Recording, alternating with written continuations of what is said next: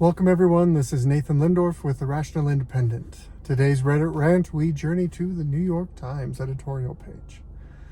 You know, I've been kind of waiting for the New York Times to pop up on this list. One of the reasons for that is because I've had many arguments with people who cite to the New York Times almost as if it's the Bible, as if it's the most objective name in news. It's the standard for what is true and reasonable in reporting. And it's fair to say that the editorial board is an opinion piece. It is not the newsroom. It's separate. And I do appreciate that they are willing to separate those things. I've noted a handful of times so far in this series where we've run into an outlet that seems to blur the lines between news and opinion pretty well. Thankfully, they're willing to at least separate those pieces. Now, this article, Florida is trying to take away the American right to speak freely. It's always fascinating to me to see the way that you can have opinions that cite to the constitutional standard when it's convenient for their position. And then when the constitutional standard isn't convenient, suddenly it's irrelevant or it's an old document. So obviously the American right to speak freely is referencing the right enshrined in the First Amendment to the Constitution that says Congress shall make no law respecting, and there's like 6 rights in there, let's be honest, but it's freedom of religion, it's the press, it's peaceful assembly, freedom of speech, etc., etc. First Amendment is pretty great. And it's pretty great because it enshrines into the culture. It enshrines into the legal system, and by extension, then it is protected within the culture because people understand that the legal system will support it, that people are allowed to express themselves freely. People are allowed to express themselves freely. That's objectively a good thing because freedom of speech is really a corollary for freedom of thought. We speak what we think. So if I have to mind my speech, if I have to be careful how I express myself, I'm really censoring my thought, and it's shaping the way that I view the world and think about the world, because I have to change it on the inside in order for my speech to be in compliance with what is, what's the Soviet term?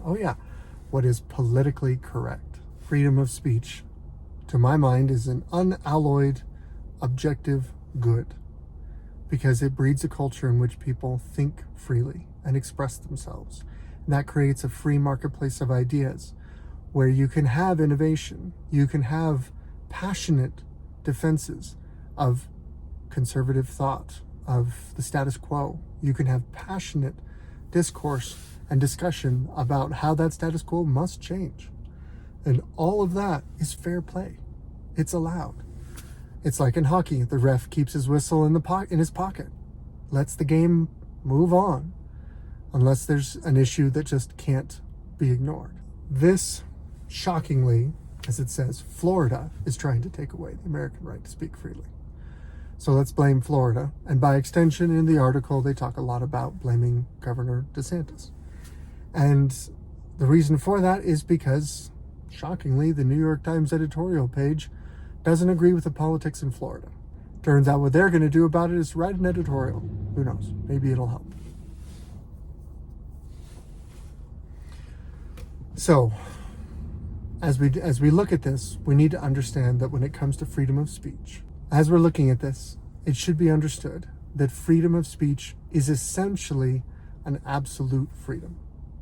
It is something to which there should be almost no bounds put on it. The irony is that one of the classic rejoinders in this, when amateur philosophers get together to hash it out, at some point someone is going to cite back to a terrible terrible Supreme Court precedent that was overturned that says something along the lines of, the example is, you can't yell fire in a crowded theater. And it's a terrible standard. And one of the reasons it's a terrible standard is because, yes, you can. You can yell fire in a crowded theater if there's a fire. If it's a true statement, then you can say it, even if it leads to a stampede where someone gets hurt, which is the reason why people cite it as saying you can't yell that.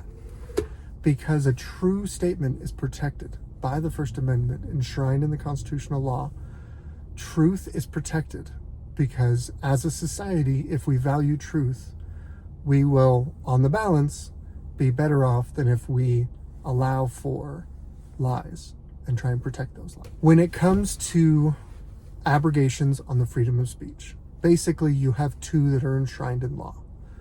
One of them is you can't make death threats.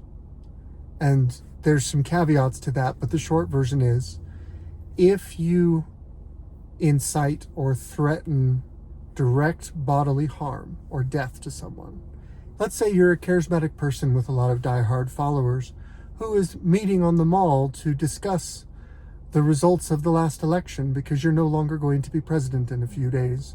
And you say something along the lines of, hey, my loyal, passionate followers, I know where this person is who's a political enemy of mine. You should go string him up and hang him and cause him to be dead. And then they go and do that. If your statement is specifically calling for violence that is able to happen, that is likely to happen, and that occurs, you're in trouble. That speech is not protected.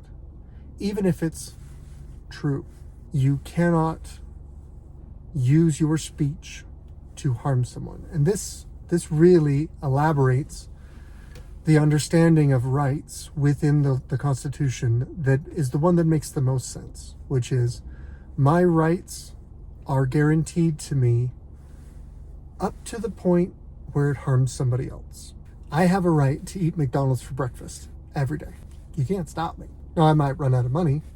I might have an early heart attack. I might have a bunch of other things that come from that.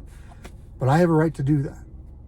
I do not have a right to steal McDonald's for breakfast every morning, because now I'm interfering with someone else's peaceful enjoyment of their morning. If I walk in and I swipe someone's breakfast and decide that I'm going to eat it instead, now I've taken essentially money from them that they worked to earn. I've interfered with their freedom, with their peaceful enjoyment of their day.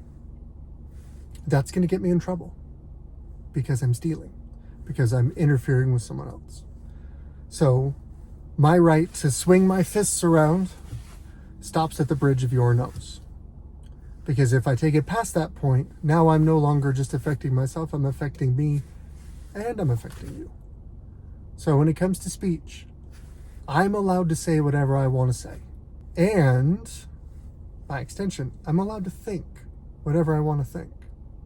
I have freedom of thought, as evidenced by my freedom of speech, up to the point at which my speech harms you.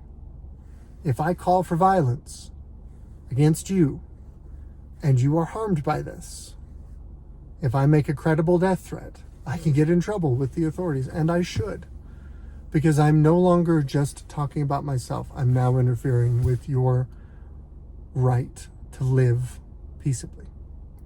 The other exception, the other abrogation of freedom of speech is defamation. Defamation, broadly speaking, we've talked a little bit about it before with Dominion and Fox, is where I use my speech to harm your reputation. And since reputation usually leads to economic benefit, a good reputation, or economic detriment, a bad reputation, if I do something that harms your reputation, then that can be seen as defamation, with a caveat. It has to be a false statement. If you are a child murderer, and I say out in public, on Twitch, on Facebook, on whatever, and I say, this person, I know he is a child murderer, that's a serious accusation. That's something that is going to destroy a reputation. If it's true, the reputation deserves to be destroyed, and the courts view it as not defamation. If it's false, then I'm attempting to damage you, and I'm doing so with my thought, with my speech. I am harming you. I'm now stepping with my thoughts and speech out of my own bubble and intruding into yours. That's, broadly speaking, the First Amendment. That's, broadly speaking, the boundaries that we're talking about. Now, this editorial talks a little bit really seems to kind of focus on this idea of the Times, New York Times Company versus Sullivan. Why is this important? Well, this is important for one specific reason. It is a Supreme Court precedent. It is a case decided in the 1964, where the Supreme Court said in order for defamation to occur, you need to show that you're either trying to defame someone who's not a public figure, or you're trying to defame a public figure with actual malice, which is an interesting concept.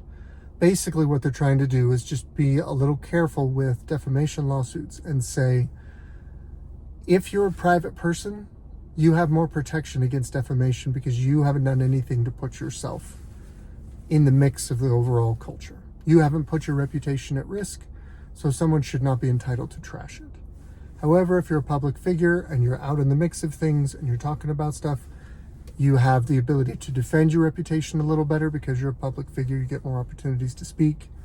And so the standard for proving defamation against a public figure is correspondingly higher. You have to show that someone is essentially trying to lie to you, to harm you, lie about you, to harm you, because they want to hurt you, actual malice. Now, as I've said in other videos and remains to be true, legal solutions for these kinds of cultural issues are the last resort, worst solutions. But sometimes that's all we're left with. Here we have complexity that lawyers can eat on for decades and decades, because now we have to have a whole set of doctrine that arises around how do you define malice and how do you define a public figure? What constitutes a public figure? What constitutes malice? And you can argue that back and forth. It's one of the problems with trying to create a framework of laws around case precedent, Supreme Court precedent, because the Supreme Court precedent usually relates to the facts of a specific case. And you're then trying to generalize the facts of that specific case into a legal doctrine that applies universally. Sometimes that works well. Most of the time that works poorly. Either way, it keeps the lawyers fat and happy, so more power to them, I guess. Simply put, from what I can gather, and I have not read the proposed Florida bill, this is a Florida state bill that effectively tries to tweak the way public figure is defined to make it harder to be considered a public figure. And it addresses another issue where it says it can be considered defamation if you're talking about a public figure, but not relating to a topic for which they are a public figure. So if you are a public figure because you own an NFL team and someone makes a defamatory statement against you because of your behavior on the squash court, or because of the way you deal with your kids, or whatever, that you are not, that the person making the defamatory statement is not protected by the public figure standard, doesn't have to rise to actual malice because they're not a public figure in this context. Now, the editorial board is against this Florida law, and they're against it effectively because they really like Times v. Sullivan. They like the way it was decided, and they want to keep that Supreme Court precedent in place. And they argue that infringing on that precedent is going to make it much harder for reporters to go after public figures. If defamation is easier to prove and claim, then reporters have to be more careful in their speech. Because if they make a false statement about a public figure, they could pay damages. That's their case. That's their point. That's why they're bringing this up and talking about it, because they see this as dangerous. As is always the case, the New York Times is very well written. It's very well sourced. It has some excellent links right in the body of the text. I appreciate that those links take you right to things like, there's one in here where it says, the proposed bill. It's a hyperlink, and it takes you right to the text of the proposed bill, which is just as boring as you might imagine free speech legislation would be. So I'm grateful for that. It is quality reporting as far as the form and structure of it. I gotta say, for my own 2 cents, this is where we step out of analysis and I talk about my opinion. I gotta say, I'm not a fan of limiting defamation. I think that as a reporter, if you lie about someone, you should pay for that. And if that makes it harder to report, oh well, that's on you. I mean, the simple truth is brain surgeons don't complain that brain surgery is hard. Cops don't complain that people are unreasonable. You can't legislate those issues away. Reporting can be hard. Yeah, that's kind of how it works. So these are my 2 cents. Anyway, that is my Reddit rant for today. I hope you enjoyed it. Good luck out there. Throw me a like, throw me a follow. Click all the buttons and whatever if you like what I'm doing and want to see more of it. Thank you for your time. Have a good day. Good luck out there.